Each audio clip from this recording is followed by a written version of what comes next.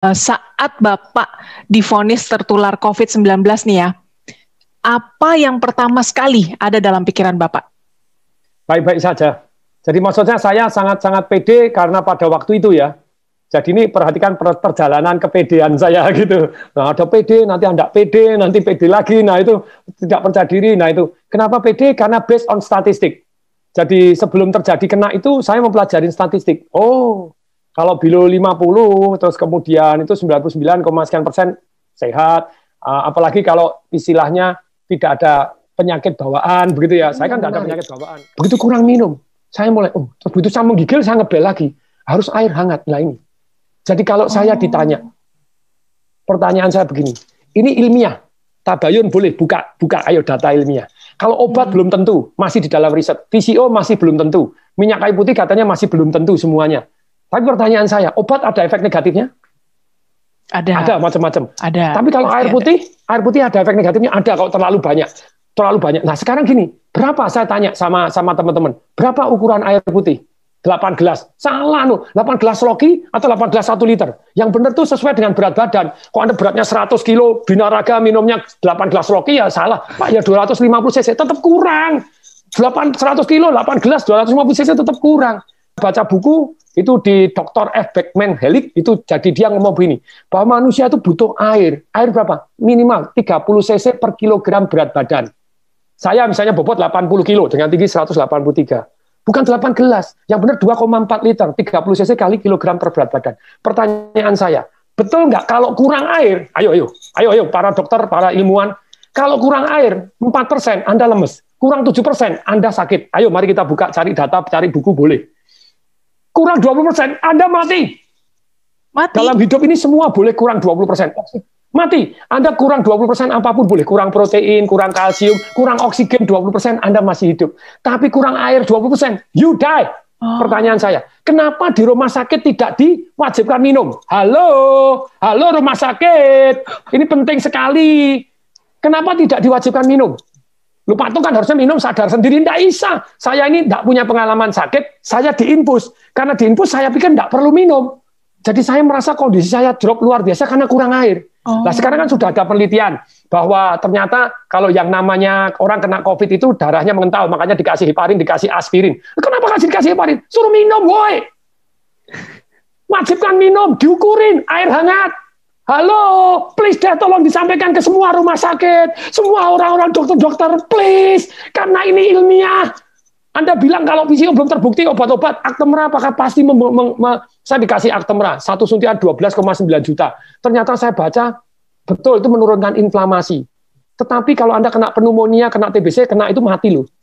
Banyak yang itu ada penelitian tuh dikasih 5, ada yang ini mati loh, ada yang bahaya. Makanya saya suruh tanda tangan tuh, if something happen. Nah kalau itu belum terbukti menyehatkan, kalau air terbukti kalau kurang mematikan, kenapa tidak diwajibkan minum? Hoi. Sorry, saya sangat-sangat emosional karena saya ngerasain tidak bisa bernapas seperti apa. Mestinya kan air toh, supaya airnya, aduh nih, jadi diwajibkan minum. Jadi wajib, diukurin, wajib minum, ayo minum sedikit, 100 cc air hangat, 100 cc air hangat. Kalau Anda tidak percaya, perhatikan, kalau Anda lagi demam panas, Anda minum air hangat langsung, Anda beres keringetan, diukur, langsung suhunya turun kok.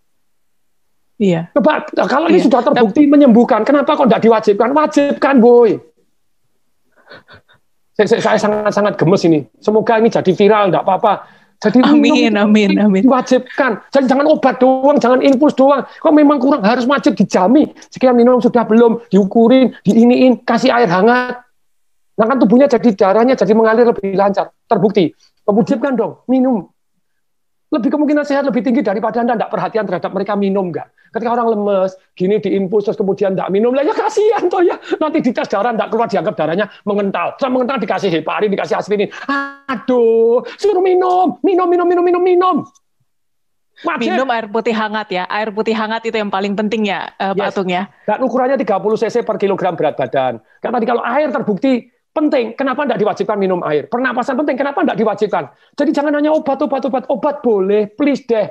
Sejauh Anda tahu boleh, tapi kalau air terbukti kurang mematikan, kenapa tidak diwajibkan minum air? Air hangat, hoi. Kalau air sudah terbukti gini, ya harus kasih deh. VCO sambil jalan, kenapa enggak? Itu Pak, itu masih mitos, belum terbukti. Loh, kalau belum terbukti, obat Anda apakah sudah pasti terbukti? Kalau obat sama-sama belum terbukti, ini efeknya lebih ringan. Dan kalau Anda percaya enggak, kalau Anda yang sakit, saya enggak memujikan Anda sakit, siapapun Anda yang sakit, apapun dilakukan loh. Suruh minum obat ini, nanti kalau kemungkinan mati ya daripada ini ya, mati kesuguhan ya apa ya, suruh apa ini. Lah kalau VCO kan baik-baik gitu ya, kenapa enggak gitu loh. Jadi ada penelitian bahwa ternyata orang yang gembira itu megahertznya tinggi. Orang yang marah megahertznya rendah. Dan orang yang megahertznya rendah kena sakit macam-macam. Jadi itu dokter penelitian, jadi orang-orang ternyata yang sakit itu gelombangnya beda dengan orang yang sehat. Nah kalau orangnya supaya gelombangnya naik, nah itu ada perasaan bersyukur, penuh harapan. Terus kemudian juga nyanyi-nyanyi, itu nyanyinya tentu saja nyanyi yang gembira, nyanyi yang sedih-sedih gitu. Terus kemudian ketawa tanpa sebab. Sekarang hati yang gembira, boleh kok, ayo tabayun kepada saya buka-bukaan data gitu ya. Kenapa nggak diwajibkan? Yo, kenapa nggak diwajibkan kalau ternyata secara ilmiah terbukti bahwa menaikkan imun sistem dan megahertznya tinggi, energinya tinggi, kenapa diwajibkan? Nyanyi bareng, ayo nyanyi walaupun pakai masker, nyanyi, nonton video lawak, itu diwajibkan. Kan itu cost nothing. Kalau diperkenankan Tuhannya. Misalnya saya diperkenankan kasih saya panjang umur dan sembuh dari penyakit ini. Tapi kalau saya harus diambil, izinkan ya, diambil dengan gembira. Harus protokol kesehatan. Ya, iya. Itu dari saya. Siap. Baik Pak Tung, terima kasih banget Pak sudah mau sharing sama Tagar TV. Sehat terus Bapak, dan semoga kisah ini bisa memotivasi mereka yang sedang berjuang melawan corona ya Pak ya. Ya. Salam dahsyat. Salam dahsyat.